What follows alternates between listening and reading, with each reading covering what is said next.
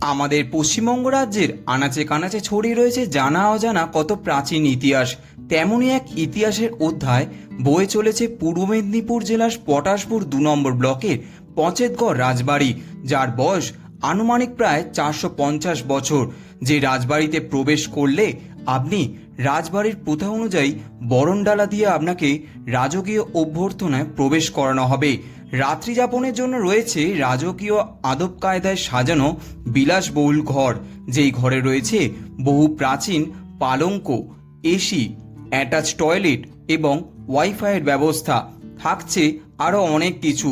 দুপুরের মেনুতে পাবেন রাজবাড়ির রাজকীয় খাবারের আয়োজন, যেখানে পাবদা, চিংড়ি, কাতলা, মোরলা মাছ ছাড়াও রয়েছে আরও অনেক রকমের পদ। সাথে রয়েছে জলসাঘর। কবিগুরু রবীন্দ্রনাথ ঠাকুরের সঙ্গীতগুরু ছিলেন যদু ভট্ট, যিনি এই জলসাঘরে গান শেখাতেন বহু ছাত্রছাত্রীদের। এই রাজবাড়ি ঘিরে রয়েছে অনেক মন্দির, যেমন বহু প্রাচীন একটি শিব মন্দির রয়েছে, যার নাম পঞ্চেশ্বর শিব মন্দির। এই পঞ্চেশ্বর শিব মন্দির থেকেই এই অঞ্চলের নামকরণ করা হয়েছিল পচেতগড়। রয়েছে দাস মহাপাত্র পরিবারের ইষ্টদেবতা শ্রী শ্রী কিশোরাই জিউয়ের মন্দির। সাথে রয়েছে রাজবাড়ির অন্দরে থাকা পুরো বাড়িতে ঘুরে বেড়ানোর রোমহর্ষক অভিজ্ঞতা। তাহলে চলুন আর বেশি কথা না বলে, আর বেশি দেরি না করে আজকে ভিডিওটি শুরু করা যাক।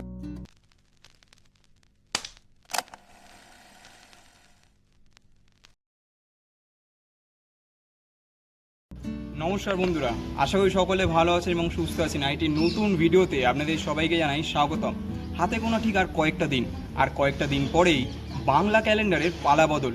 আর বাংলা ক্যালেন্ডারের পালাবদল মানেই বাঙালির শুভ নববর্ষের আগমন। আর এই শুভ নববর্ষে কোথায় ঘুরতে যাবেন ভাবছেন? আজ আমি চলে এসেছি পচেতগড় রাজবাড়িতে। এই পচেতগড় রাজবাড়িতে আপনারা কিভাবে আসবেন, এখানে থাকা খাওয়ার ব্যবস্থা কী রয়েছে এবং এই রাজবাড়ির ইতিহাস, সমস্ত তথ্য আজকে এই ভিডিওটার মাধ্যমে আপনাদেরকে সবটা শেয়ার করতে চলেছি। তাহলে চলুন আর বেশি কথা না বলে, আর বেশি দেরি না করে আজকে ভিডিওটা শুরু করা যাক। পচেতগড় রাজবাড়িতে আসতে হলে সহজ উপায় হলো বাড়ি থেকে একদম বেরিয়ে পড়ুন ভোরের বেলায়। চলে আসুন হাওড়া ব্রিজ সংলগ্ন হাওড়া লং ডিস্টেন্স বাস স্ট্যান্ডে। সেখান থেকে চেপে পড়ুন এগরাগামী বাসগুলোতে। এর মধ্যে কিছু বাস আপনাকে একদম পচেত মোড়ে নামিয়ে দেবে এবং কিছু বাস এগরা বাস স্ট্যান্ডে নামিয়ে দেবে। এগরা বাস স্ট্যান্ডে নেমে আপনাকে টোটো করে পচেতগড় রাজবাড়ি যেতে হবে। এছাড়া আপনারা নিজস্ব প্রাইভেট কারে করেও চলে আসতে পারেন পচেতগড় রাজবাড়িতে। বাসের ভাড়া পড়েছিল আমাদের ওই 200 টাকা করে মাথা পিছু। হাওড়া থেকে এগরার দূরত্ব প্রায় 158 কিলোমিটার। সময় লাগবে ঠিক 5 ঘন্টা। আপনারা অবশ্যই ভোরের বেলা 5টা থেকে 6টার মধ্যে বাস ধরার চেষ্টা করবেন, এটাই সঠিক সময়। আমরাও এই সময়তেই বাসে উঠেছিলাম এবং অবশ্যই সাথে করে কিছু বিস্কুট, ড্রাই ফ্রুট খাবার নিয়ে উঠবেন, কারণ এই বাসগুলো কিন্তু কোনো হল নেই। আপনারা যদি ট্রেনে করে আসতে চান সেই ক্ষেত্রে নামতে হবে কাঁথি স্টেশনে। সেখান থেকে বাস কিংবা রিজার্ভ গাড়ি করে একদম এসে পৌঁছবেন পচেত মোড়ে। ঘড়িতে সময় তখন 10টা 45। বাস আমাদের এসে দাঁড়িয়েছিল এগরা বাস স্ট্যান্ডে। এগরা বাস স্ট্যান্ড থেকে একটা টোটো রিজার্ভ করে নিয়েছিলাম। ভাড়া পড়েছিল আমাদের 200 টাকা রিজার্ভে।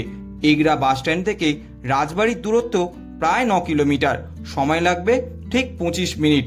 আমরা যে টোটোটাতে গিয়েছিলাম তার কন্ট্যাক্ট নম্বর দিয়ে রাখলাম ডিসপ্লেতে এবং ডেসক্রিপশনে। পচেতগড় রাজবাড়িতে আমরা নেচার স্টেপ পচেতগড় রাজবাড়ি দ্বারা পরিচালিত অংশতেই আমরা রাত্রি যাপন করব। এই হলো সেই অংশ। চলুন ধীরে ধীরে প্রবেশ করা যাক। রাজবাড়িতে প্রবেশ করার সাথে সাথেই রাজকীয় অভ্যর্থনায় আমাদের বরণ করা হলো। প্রবেশ করার সাথে সাথেই কিছুক্ষণ পরেই চলে এলো আমাদের হাতে ওয়েলকাম ড্রিঙ্ক। চলুন ওয়েলকাম ড্রিঙ্কটা খেয়ে নেওয়া যাক। রাজবাড়িতে কিন্তু আমরা প্রবেশ করে গেছি, চলে এসছে ওয়েলকাম ড্রিঙ্ক। একদম লেবুর শরবত। কলকাতা থেকে এতটা জার্নি করার পর এমন সুন্দর শরবত খেয়ে কিন্তু একদম রিফ্রেশমেন্ট হয়ে গেলাম। চলুন এরপর কিন্তু আপনাদের পুরো রুম টুরটা করাবো আর পুরো রাজবাড়িটা আপনাদেরকে ঘুরিয়ে দেখাবো আর জানাবো এই রাজবাড়ির ইতিহাস। চলুন ভিডিওটার সাথে থাকুন। এইবার আমরা যে রুমটিতে আজ আমরা থাকবো সেই রুমটি আপনাদের দেখিয়ে নেওয়া যাক। আমরা থাকছি রাজবাড়ির যদু ভট্ট রুমে। যে সমস্ত কৃতি মানুষরা এই রাজবাড়িতে সময় কাটিয়ে গেছেন এককালে, তাদের নাম অনুসারেই কিন্তু প্রত্যেকটি রুমের নাম দেওয়া হয়েছে। রুমের ভিতরে রয়েছে রাজকীয় আদব কায়দায় সাজানো দুটি পালঙ্ক, রুমের উঁচু সিলিংয়ের লোহার পরিবর্গা, সঙ্গে হেরিটেজ আসবাবপত্র তো রয়েছে। এই রুমে কিন্তু এসির ব্যবস্থাও রয়েছে। রয়েছে ড্রেসিং টেবিল, সোফা এবং বসার চেয়ার, টি টেবিলও রয়েছে। রয়েছে আরও অনেক আসবাবপত্র। রুমের লাগোয়া রয়েছে একটি লম্বা বারান্দা, যার একদিকে রয়েছে বসার জন্য চেয়ার এবং টি টেবিল, অন্যদিকে রয়েছে প্রাইভেট টয়লেট। টয়লেটে আপনারা basin, geyser, western toilet, shower সব কিছুই ব্যবস্থা করা রয়েছে এখানে। এই রুমের per head fooding and lodging নিয়ে খরচ পড়বে আপনাদের 2200 টাকা করে মাথা পিছু। এই রুমে আপনারা কিন্তু 4 জন অনায়াসেই থাকতে পারবেন। রুম থেকে বেরিয়ে একটি দালান রয়েছে। দালানে রয়েছে বড় দোলনা, বসার জন্য চেয়ার টেবিলের ব্যবস্থাও রয়েছে। দেয়াল জুড়ে রয়েছে অসাধারণ মাদুরের কাজ। এখান থেকেই কিছু দূরেই রয়েছে মাদুর গ্রাম, সেখান থেকে আপনি চাইলে সময় বের করে ঘুরেও আসতে পারবেন। বলে রাখা ভালো, এই মাদুরগুলো কিন্তু বিদেশে রপ্তানি করা হয়। রাজবাড়ির গ্রাউন্ড ফ্লোরে আরও একটি 4 বেডের রুম রয়েছে, সেটা কিন্তু ইন্টার কানেক্টেড রুম। এই রুমের নাম উস্তাদ আবদুল্লাহ খান। এই রুমে রয়েছে রাজকীয় পালঙ্ক, সাথে পুরনো দিনের আসবাবপত্র, সাথে এসি, ওয়াইফাইয়েরও সুবিধা রয়েছে। দুটো রুমে রয়েছে এসি, সাথে অ্যাটাচ টয়লেট। এই রুমটি কিন্তু একদম দুর্দান্ত। এই রুমটি per head fooding and lodging নিয়ে আপনাদের পড়বে 1900 টাকা করে মাথা পিছু খরচ। সত্যি রুমটা কিন্তু দুর্দান্ত। আপনারা পরিবার কিংবা পরিজন, বন্ধু বান্ধবরা এলে অবশ্যই এই ইন্টারকানেক্টেড রুমটি ইউজ করতে পারবেন। নেচার স্টে দ্বারা পরিচালিত পচেতগড় রাজবাড়ির এই অংশটিতে গ্রাউন্ড ফ্লোরে রয়েছে 4টি রুম, ফার্স্ট ফ্লোরে রয়েছে 2টো রুম। টোটাল 6টা রুমের মধ্যে 4টে ডবল বেডের রুম এবং আরও যে 2টি রুম রয়েছে সেইগুলো হলো 4 বেডের রুম। প্রত্যেকটি রুমের ফুডিং অ্যান্ড লজিং নিয়ে আপনাদের পার হেড কত করে খরচ পড়বে আমি আমাদের ভিডিও ডিসক্রিপশন বক্সে আমি সেই চার্টটা দিয়ে দিলাম। আপনারা যাওয়ার আগে অবশ্যই চেক আউট করে নেবেন। রাজবাড়ি কিন্তু চারিদিকে দুর্দান্তভাবে সাজানো হয়েছে। চলুন আমার চোখে এখন আপনারা এই রাজবাড়ির আনাচে কানাচে ঘুরে দেখে নিন।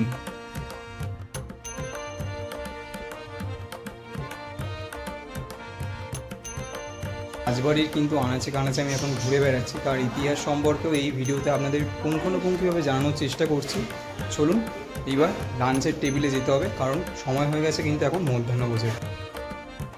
এখন আপনাদের যে রুমটি আমি দেখাতে চলেছি সেটা হলো রাজবাড়ি ডাইনিং রুম। সত্যি ডাইনিং রুমে ঢুকে তো আমি তো অবাক। পুরো মাটির বোতল, জগ কি সুন্দর করে সাজানো। বই পড়ারও দেখলাম অনেক সরঞ্জাম রয়েছে, সময় থাকলে বই পড়ে নিতে পারবেন। চারিদিকের দেওয়ালে দেখলাম কত ভিন্টেজ জিনিসপত্র, যেগুলো প্রায় এখন অবলুপ্তির পথে। তবে এই জন্যই তো আমরা রাজবাড়িতে এসেছি, আপনাদের নতুন সন্ধান দেব। তার জন্যই আপনাদের এই রাজবাড়িতে এসে এই ভিন্টেজ জিনিসপত্র দেখতে হবে। দুপুরের মধ্যাহ্নভোজে রাজকীয় আদব কায়দায় সাজানো ইলাহি আয়োজন। কাঁসার বাসনে বিভিন্ন পদ সুন্দর করে সাজানো। আজকের মেনু ভাত, আলু ভাজা, মোচার ঘন্ট, উচ্ছে ভাজা, পটল ভাজা, এখানকার বিখ্যাত একটি খাবার গয়না বড়ি, স্যালাড, লেবু এবং সাথে রয়েছে মাছের মাথা দিয়ে সোনামুখ ডাল, এঁচোড় চিংড়ির তরকারি, কাতলা মাছের কালিয়া, সর্ষে পাবদা, মোরলা মাছের টক। শেষ পাতে রয়েছে চালতার চাটনি, মিষ্টি দই আর রসগোল্লা। গয়না বড়ি মেদিনীপুর অঞ্চলের বিখ্যাত একটি পদ। এই প্রথমবার এই গয়না বড়ি আমি খাবো। এই গয়না বড়ির একটি বিশেষত্ব রয়েছে। এই গয়না বড়ির একদিকটা হয় ডিজাইন করে খুব সুন্দর ভাজা এবং অন্য পিঠে পোস্তর প্রলেপ দিয়ে সুন্দর করে মুচমুচে ভাজা, খেতে দুর্দান্ত। প্রত্যেকটি খাবারের স্বাদ যেন নজর কাড়া। কাতলা মাছের কালিয়ার স্বাদ অপূর্ব, সাথে সর্ষে পাবদাও কোনো অংশে কম নয়। হালকা বাটা সর্ষে তার সাথে ফ্রেশ পাবদা, দুটোকে ব্যালেন্স করে একটা ওয়েল কুকড সুসেদ্ধ এঁচড়, তার সাথে চিংড়ি। উফ, কি বলবো আপনাদের, এই স্বাদের ভাগ নিতে পারবেন আপনারাও। তার জন্য আপনাদের এই নেচার স্টে দ্বারা পরিচালিত রাজবাড়িতে এসে খাবারের স্বাদ গ্রহণ করতে হবে। শেষ পাতে এলাচ দিয়ে মিষ্টি দই, মিষ্টি দইটা আপনি যখন খাবেন, সাথে এলাচের টুকরো যখন গালে পড়বে, সেই স্বাদ। সাথে এখানকার বিখ্যাত রসগোল্লা, চাটনি, পাঁপড়, সব কিছু যেন নিখুঁত আয়োজন। কোনটা ছেড়ে কোনটা বলি, সব কিছু খাবার পরিপাটি করে সাজিয়ে আমাদের এই দিনকের খাবার যেন এক স্বর্গীয় স্বাদের অনেক দিন স্মৃতিচারণ করব। অনেক সকালবেলা কলকাতা থেকে বেরিয়েছিলাম, তাই দুপুরবেলা একটু বিশ্রামের প্রয়োজন। একটু বিশ্রাম করে তারপর রাজবাড়ির আনাচে কানাচে আমরা চারজন ঘুরে বেরিয়েছিলাম। উদ্দেশ্য একটাই, রাজবাড়ির ইতিহাস জানা। দেখেছেন কি কাণ্ডটাই না আমি করেছি, একদম ভুলে গেছি, মাফ করবেন। এই হলো ওয়াইফাই। প্রত্যেকটি রুমের বাইরেই এমন ওয়াইফাইয়ের ব্যবস্থা রয়েছে। আসলে রাজবাড়িতে আশেপাশে এত ভিন্টেজ জিনিসপত্র দেখে ওয়াইফাইটা বলতেই ভুলে গিয়েছিলাম। এই যে আটচালাটি দেখতে পাচ্ছেন, এই আটচালাটি হলো কিন্তু পচেতগড়ের জনগণের আদালত। এইখানেই বসে খাজনা ও রাজবাড়ির ও পচেতগড় সংক্রান্ত সমস্ত আলোচনা করা হতো। আটচালার মাটির দেওয়ালটি কিন্তু প্রায় 27 ইঞ্চি চওড়া। এই পুরো স্ট্রাকচারটিকে একত্রিতে বলা হয় বাংলার দুয়ার। এই হলো শ্রী শ্রী কিশোরাইজিউয়ের মন্দির। মন্দিরের আর্কিটেকচারের স্থাপত্য উড়িষ্যার কলিঙ্গ আর্কিটেকচার। রথাদেউলা মন্দিরের স্থাপত্য। কিশোরাইজিউ এই রাজবাড়ির ইষ্ট দেবতা। শ্রী শ্রী কিশোরাইজিউ মন্দিরের পাশেই রয়েছে পচেতগড় ঝুলন মন্দির। এই ঝুলন মন্দির হারকাত আর্কিটেকচারে পরিপূর্ণ রূপ পেয়েছে। এই মন্দিরে দুর্গাপুজো হয়। এই দুর্গাপুজো কিন্তু কাঠামোর প্রতিমায় হয় না, পুজো হয় পটের তৈরি প্রতিমায়। এই মন্দির পুজো হয় জন্মাষ্টমীর পূর্ণিমা, পুজো হয় কিশোরাইজিউয়ের ঝুলন উৎসব। সেই সময় মেলাও হয় এই মাঠটিতে। সামনে একটি মাঠ রয়েছে। এই হলো রাজবাড়ির রাজ দরবার। এইখানেই রয়েছে রাজবাড়ির জলসাঘর। ভাবলে অবাক লাগে, কত গুণী এবং জ্ঞানী ব্যক্তিদের গানের আসর বসত এই জলসাঘরে। তবে শোনা গেল এই জলসাঘর কিন্তু আজও প্রতি রবিবারে ছাত্রছাত্রীরা এসে রেওয়াজ করে। চলুন এই রাজবাড়ির একজনের থেকে জেনে নেব এই রাজবাড়ির ইতিহাস এবং তাদের পূর্বপুরুষের কথা। সত্যি 450 বছরের ইতিহাস জড়িয়ে রয়েছে এই রাজবাড়ির সাথে। চলুন তার মুখেই জেনে নেওয়া যাক এই রাজবাড়ির ইতিহাস এবং পূর্বপুরুষের কথা।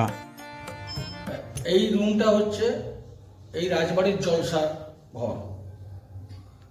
এই জলসাঘরে প্রথম উনি চৌধুরী, উনি রাজাবাবু চৌধুরী গোপেন্দ্র নন্দন দাস মহাপাত্র। উনার 7 জন ছেলে,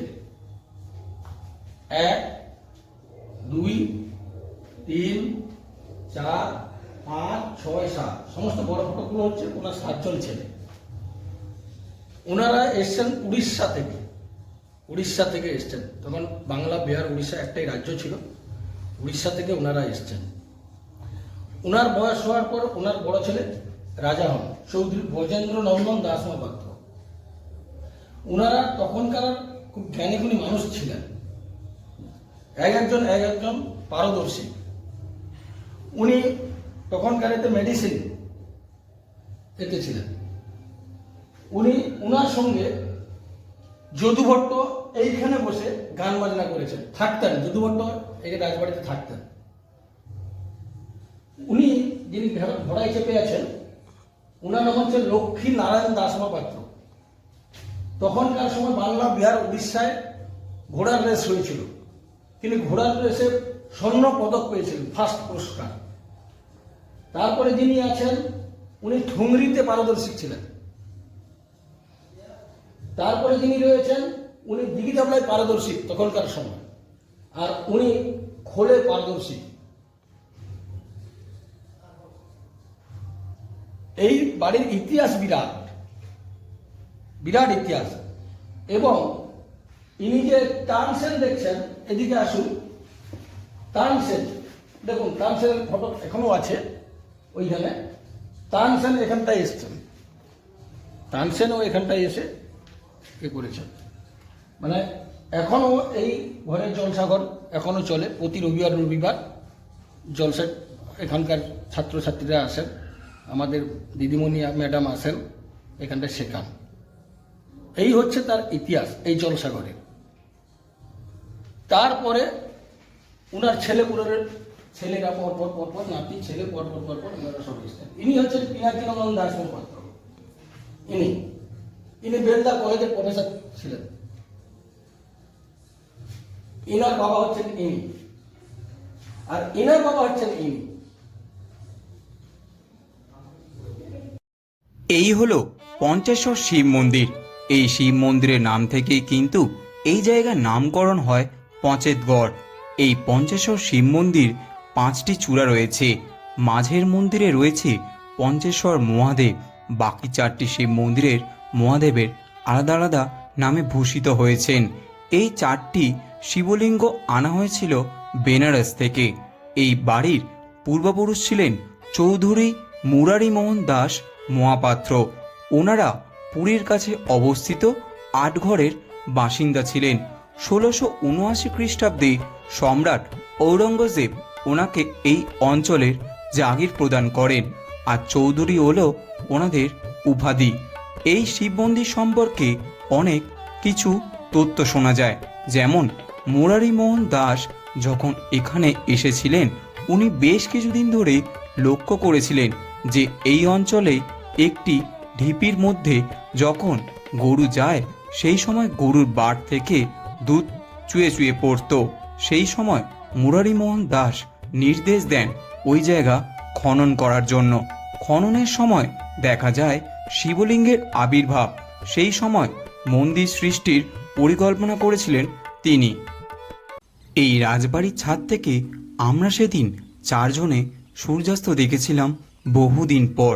কাজের ব্যস্ততার জীবনে সূর্যাস্ত আমাদের তেমন দেখা হয় না, তবে কাল সকালে আমি চেষ্টা করব আপনাদের সূর্য উদয় হবার সেই ভিডিওটিও দেওয়ার। রাজবাড়ি যখন গোধূলির অন্ধকারে আচ্ছন্ন, তখন মন্দিরগুলো থেকে কাঁসার ঘণ্টা এবং শঙ্খধ্বনিতে যেন সব অন্ধকার কাটিয়ে এক আলো সৃষ্টি হয়েছে। প্রতিটি মন্দিরে কীর্তন শুনে মনের ভিতর যেন এক আলাদা ভক্তির আবেগ তৈরি হচ্ছে।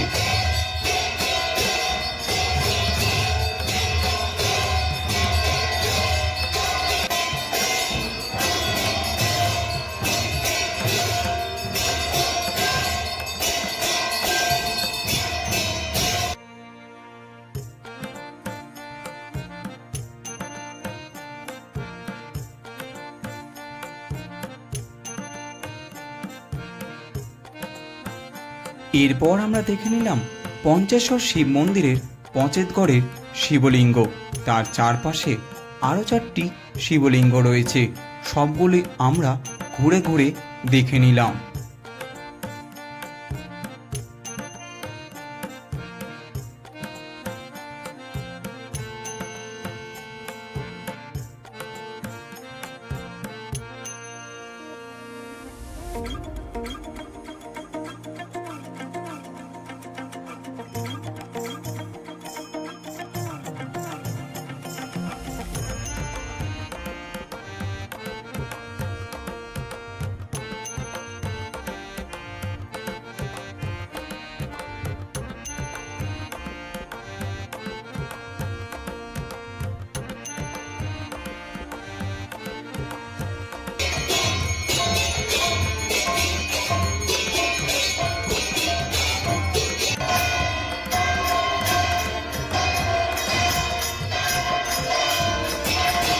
বেশ খানিকক্ষণ ঘোরাঘুরি করার পর আমরা সোজা চলে এলাম আমাদের রুমে। কিছুক্ষণ পরেই হঠাৎ দরজায় কড়া নাড়ছে কে। ওমা, আমরা তো অবাক, দেখলাম সন্ধ্যার স্ন্যাক্স এসে হাজির। সত্যি রাজবাড়ির এই আতিথেয়তা অসাধারণ, মনে থাকবে বহুদিন। আজকের সন্ধ্যার menu chicken pakora, onion pakora, সাথে লিকার টি। স্ন্যাক্সের খাবারের স্বাদ ও আয়োজন ছিল দুর্দান্ত। এরপর রাজবাড়ির অন্দরে থাকা পুরো বাড়ির সেই রোমহর্ষক অভিজ্ঞতায় আমরা 4 জন বেরিয়ে পড়েছিলাম। সত্যি কথা বলতে এমন অভিজ্ঞতা জীবনে আমার প্রথম নয়। এর আগেও আমি মঙ্গলগঞ্জে এমন অভিজ্ঞতার সম্মুখীন হয়েছিলাম। যারা যারা ভিডিওটি দেখেননি, আই বাটনে ভিডিওটি দেওয়া রইল, অবশ্যই গিয়ে দেখে আসবেন।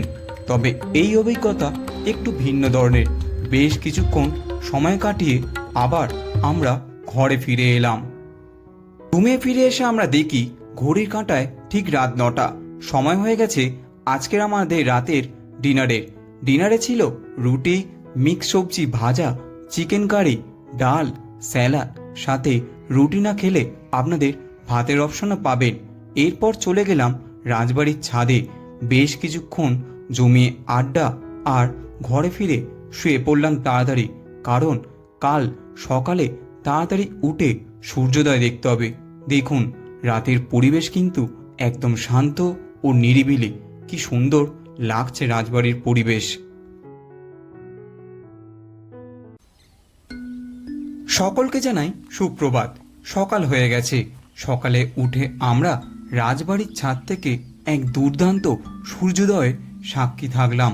এরপর ঘুরে এলাম আমরা রাজবাড়ির পাশের মন্দিরগুলো থেকে। রাজবাড়ির আশেপাশে রয়েছে অনেকগুলো পুকুর। সময় থাকলে আপনারা অবশ্যই সেইগুলো ঘুরেও আসতে পারেন। এই হলো রাজবাড়ির রাসমঞ্চ। রাস পূর্ণিমার সময় এখানে 4 দিন ধরে রাজ উৎসব পালন করা হয় এবং রাজ উৎসবের পর 10 দিন ধরে চলে রাসের মেলা। এই হলো পঁচেতগড়ে শেতলা মন্দির।